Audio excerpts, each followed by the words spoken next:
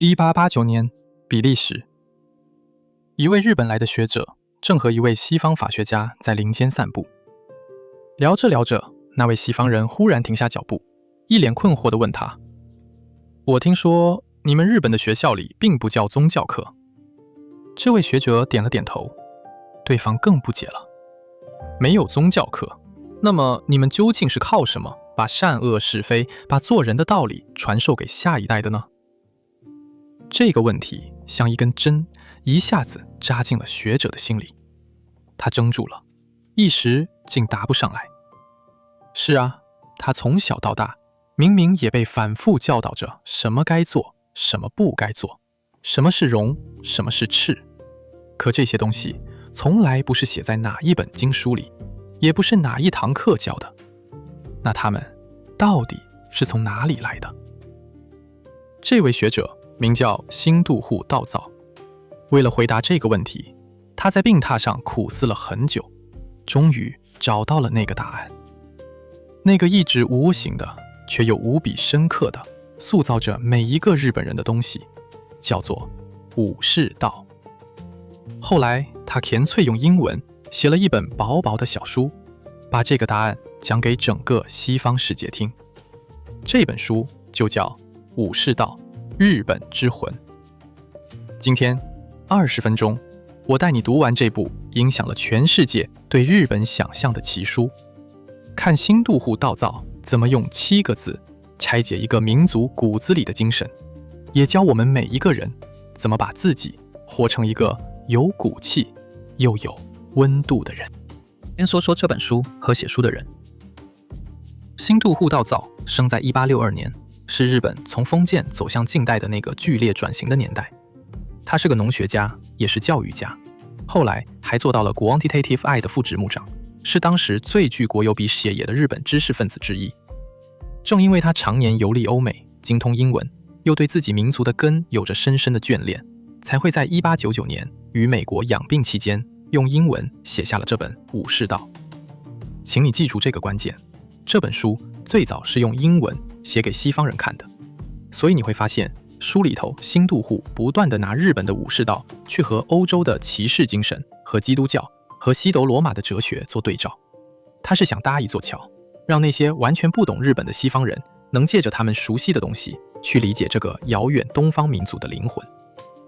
不过我也必须老实提醒你一件事，这本书并不是古代某个武士写下的修炼手册，而是一位生在近代的学者回过头去对武士精神做的一次整理提炼，甚至是某种程度的理想化。真实历史里的武士当然不可能个个都是道德完人，新渡户笔下那个近乎完美的武士形象，更像是他把一个民族最珍视的那些品格萃取擦亮之后捧到我们面前的一面镜子。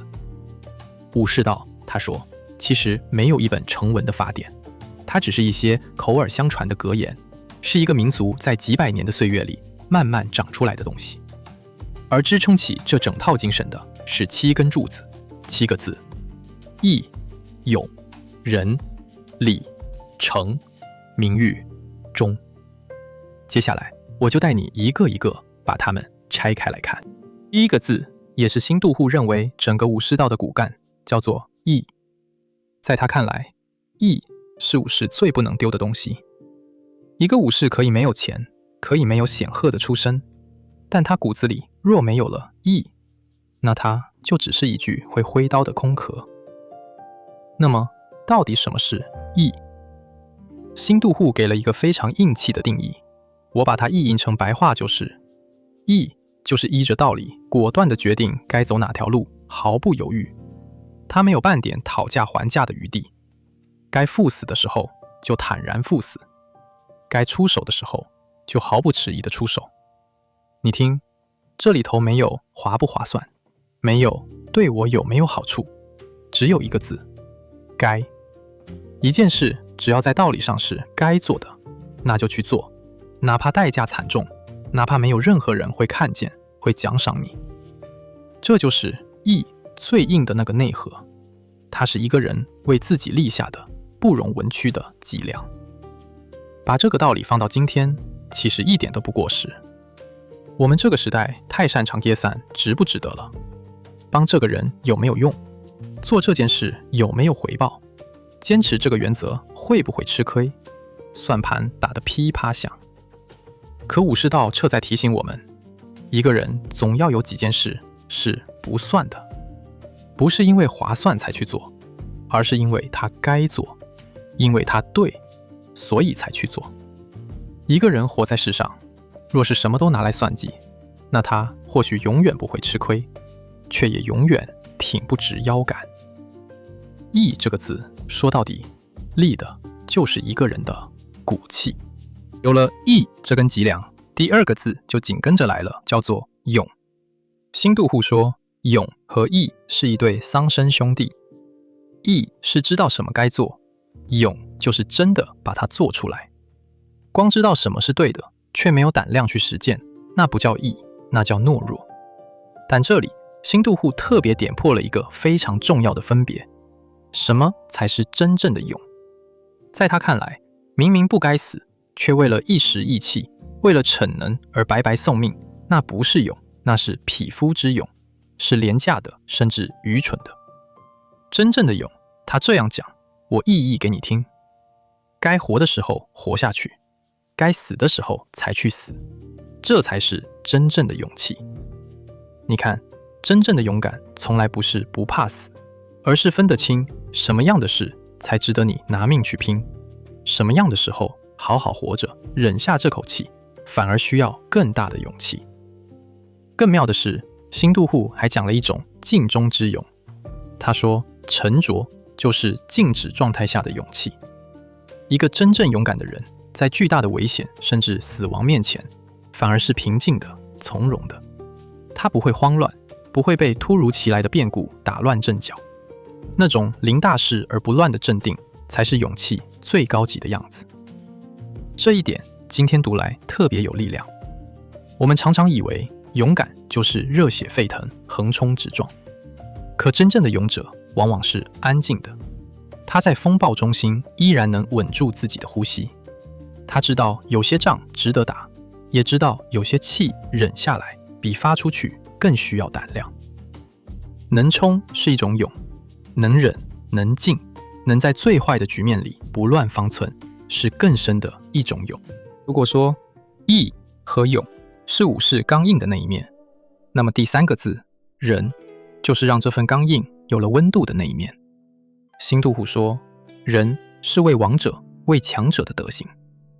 一个手握刀剑、掌握着生杀大权的武士，他越是强大，就越需要仁来节制自己。因为力量若没有了仁爱，就只剩下残暴。那仁从哪里来？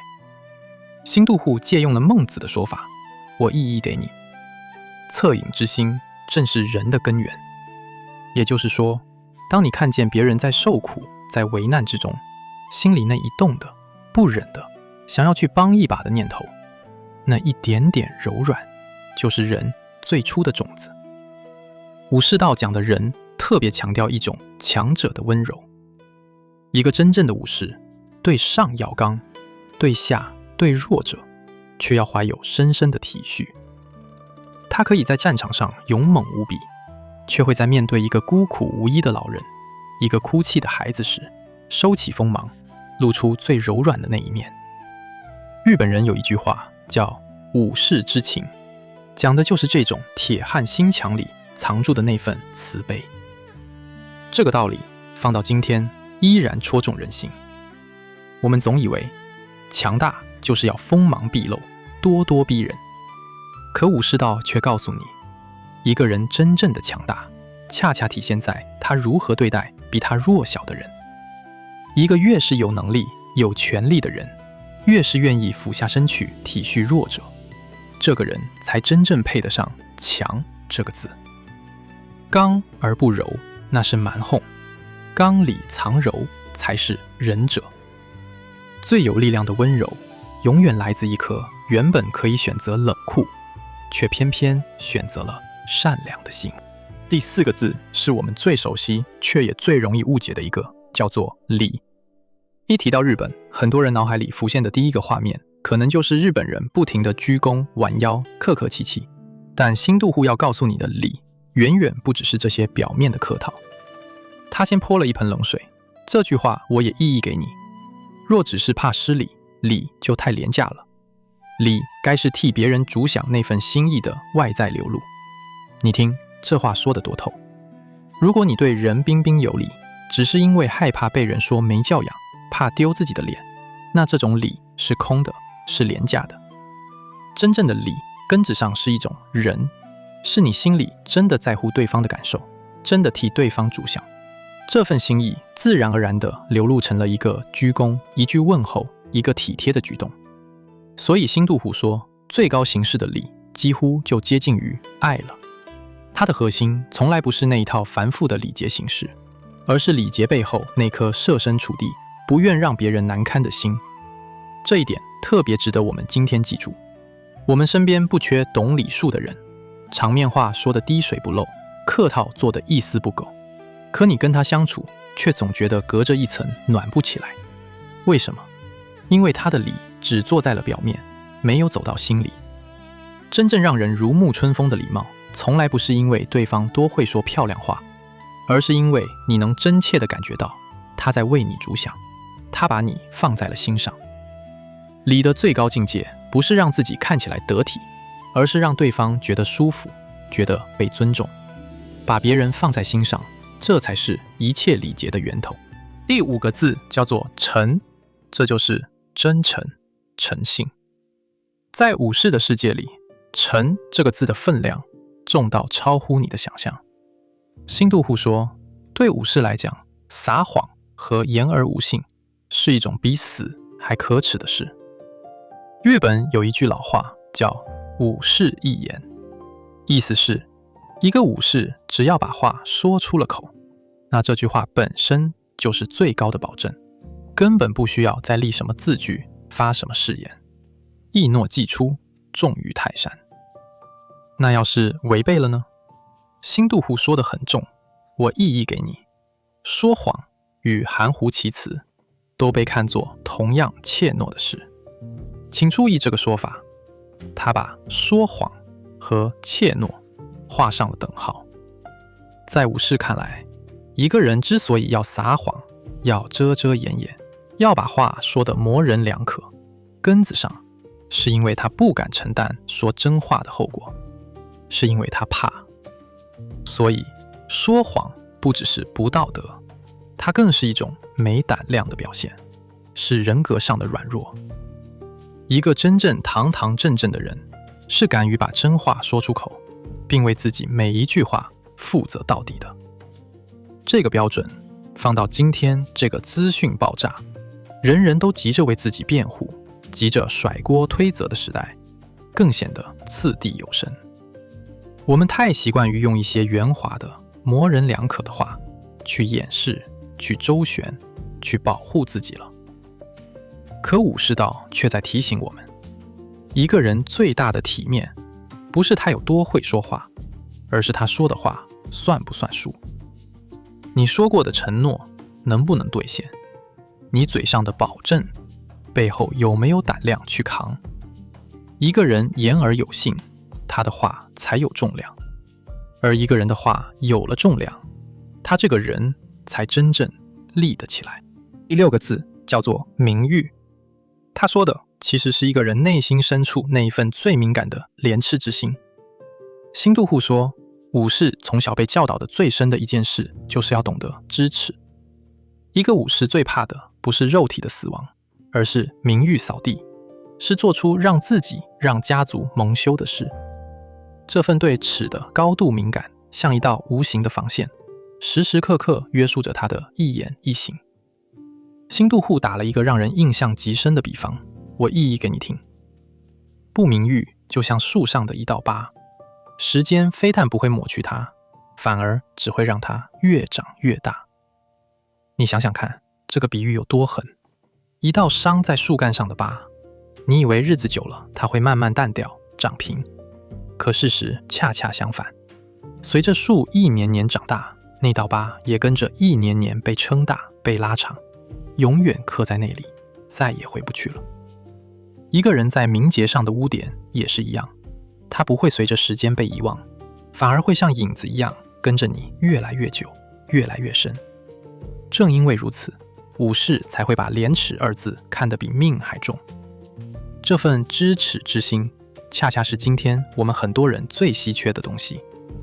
一个人若是连羞耻心都丢了，那他什么出格的事都做得出来，因为他根本不在乎别人怎么看，不在乎自己会不会留下污点。可一个心里还揣着廉耻二字的人，他在做任何事之前都会先问自己一句：这么做我对得起自己吗？我将来回想起来会不会觉得丢脸？这一问就是一个人最后的底线。知耻不是活在别人的眼光里，而是给自己的人格立下一道再恶、再穷、再难也绝不跨过去的线。第7个字，也是新杜户用来把前面所有德目串成一个整体的那块拱心石，叫做忠。我意译它的说法给你，忠是把所有封建德目连成一座拱桥的拱心石。你可以把义、勇、仁、礼、诚、名誉这6块石头想象成一座拱桥上的一块块喷，而忠就是桥顶正中央那块最关键的石头，少了它，整座桥就垮了。在那个封建的年代，武士的忠主要指的是对自己主君的尽心竭力、生死相随。为了所效忠的人和理想，武士可以毫不犹豫地献出自己的一切，包括生命。当然，我得诚实地提醒你，这种把忠绝对化的观念是那个特定时代的产物，它也曾经被推到极端，造成过不少悲剧。这一点，今天的我们要懂得分辨，不能照单全收。但是，如果我们拨开那层封建的外壳，去看忠这个字最核心的精神，它其实讲的是一种非常珍贵的品质，对自己所认定的人、所相信的事、所归属的群体，那一份尽心尽力、有始有终、绝不背叛的责任感。把它放到今天，就是你对你的朋友够不够义气？你对你的承诺、你的团队、你选择了的那条路，有没有从一而终的诚意？这个时代，人人都在谈及时止损，谈对自己好一点，这当然没错。可我们是不是也渐渐地把那份一旦认定就尽心到底的分量给看得太轻了？真正能让人托付、让人信赖的，从来不是那个最聪明、最会算计的人，而是那个一旦答应了你，就会把这件事扛到底的人。忠，说到底，是一个人靠不靠得住。把这7个德目都立起来之后，新杜户还讲了支撑这一切的根，那就是克己，也就是自我克制。他说，武士从小所受的全部教育，最终都指向同一个目标，学会控制自己。控制自己的情绪，喜怒不形于色；控制自己的欲望，不被享乐与恐惧牵着走。一个武士，哪怕内心翻江倒海，脸上也要维持平静，因为把痛苦、把脆弱轻易表露出来，被认为是缺乏修养的表现。整套武士的修炼，读书、习武、练字、做称，说到底，磨的都是这2个字：克己。一个连自己都管不住的人，是谈不上什么义、勇、仁、礼的。讲到这里，我必须非常坦白的和你聊聊武士道里那些沉重甚至残酷的部分，比如切腹，比如把刀看作武士灵魂的那种观念。在那个年代，武士确实会用切腹这种极端的方式去承担责任，去洗刷耻辱，去证明自己的清白。新杜户在书里也用了不少篇幅去解释这套仪式背后的精神逻辑，但我想特别郑重地说明，这些是那个特定的封建时代的产物。今天的我们回望武士道，绝不是要去美化暴力，更不是要去歌权任何形式的死亡。我们真正要取的是这套精神里那个最宝贵的内核，一个人对自己的高度要求，那份直面困境时的从容，以及把责任扛在自己肩上的担当。形式可以也应该被时代淘汰，但那份把自己活成一个有骨气的人，永远值得我们去回味。说了这么多，新杜户在书里为整个武士道找了一个最美也最贴切的象征，那就是日本的樱花。我把他的话意译给你，武士道就像它的象征樱花一样，是这片土地上土生土长的一朵花。你想想樱花的样子，它开的时候毫无保留，倾尽全力，把整座山都染成一片绚烂的云霞。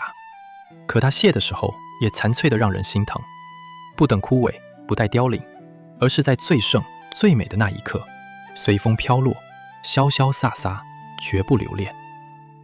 新杜户说，武士所交往的生命正是如此，活就活得堂堂正正，轰轰烈烈，走就走得恬恬静静，毫不拖泥带水。一朵花的美不在于它开了多久，而在于它绽放的那一刻有没有用尽全部的生命。当然，新杜户在书的最后也带着一丝怅惘。他看着时代的巨轮滚滚向前，知道那个产生武士的封建时代已经一去不复返了。作为一种制度，一种身份，武士早已消失在历史里。可是他坚信，武士道作为一种精神，并不会随之死去。它会像凋落的樱花瓣一样化入泥土，悄悄地融进每一个日本人的血脉里，继续无形地影响着这个民族。好，20分钟到了。今天我们从一个外国人，我们靠什么教道德提问出发，跟着新杜户到造，把武士道拆成了7个字：义的骨气，勇的分寸，仁的温柔，礼的用心，诚的担当，名誉的廉耻，忠的靠得住。你发现了吗？这7个字没有一个是专属于那些佩刀的古代武士的。他们讲的其实就是我们每一个普通人要怎么把自己活成一个内心有骨、待人有温、做事有信、立身有耻的人。武士会老去，刀剑会升起，但这份对如何做一个堂堂正正的人的追求，永远不会过时。这就是《武士道》这部小书跨越了100多年，留给我们每一个人的一课。如果这趟旅程让你有收获，记得订阅频道。我每周用20分钟带你读完一本值得读一辈子的好书。下一集，我们从沉静内敛的东瀛之魂，回到我们自己的山河，跟着一位用双脚丈量了大半个中国的奇人，读那部写尽天下名山大川的《徐霞客游记》。最后，在留言区告诉我，义、勇、仁、礼、诚、名誉、忠这7个字里，哪一个字最戳中此刻的你？我们下集见。